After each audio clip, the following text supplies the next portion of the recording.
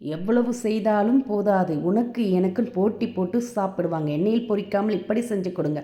அதுக்கு 1/2 கிலோ மரவள்ளிக்கிழங்க தோல் சீவிட்டு இது மாதிரி பெரிய துளியுள்ள கிரேட்டரில் துருவி எடுத்துக்கங்க. துருவி எடுத்ததை அளந்து சேர்த்துக்கங்க. 2 கப் அளவுக்கு அளந்து மிக்சிங் பவுலில் மாற்றிட்டு, அதே கப்பில் 1/4 கப் ரவை, 1 கப் அளவுக்கு துருவின ஃப்ரெஷ்ஷான தேங்காய், 1/2 கப் சர்க்கரை, கூடவே 1/4 கப் பச்சரிசி மாவு, கொஞ்சம் உப்பு, 1/2 டீஸ்பூன் ஏலக்காய் பொடி சேர்த்து நல்லா கலந்துக்கங்க. அதில் இருக்க ஈரத்தை பூரா இந்த அரிசி மாவு ரவையும் உறிஞ்சி நல்லா உதிரி உதிரியாக கிடைக்கும். இது கூடவே 1 டேபிள் ஸ்பூன் நெய், கொஞ்சமாக முந்திரி பாதாமை வறுத்து சேர்த்து கலந்துட்டு இது மாதிரி குழிக்கரண்டி எடுத்துக்கங்க. அதில் லைட்டாக ஃபில் பண்ணி எடுத்து இட்லி பாத்திரத்தில் இது மாதிரி இட்லி பிளேட்டில் குழிகளில் வச்சுடுங்க. கரண்டி புட்டு நல்ல மணமாக சுவையாக இருக்கும். இப்போ ஒரு 5 நிமிஷம் வெந்ததுமே எடுத்திங்கன்னா நல்ல மணக்க மணக்க சுவையான எண்ணெயில் பொரிக்காத ஹெல்த்தியான ஈவினிங் ஸ்நாக்ஸ் ரெடி ஆகிடுது. இதை நீங்கள் காலை மாலை ஈஸியாக செஞ்சு கொடுக்கலாம். லஞ்ச் பாக்ஸில் கொடுத்து விடலாம்.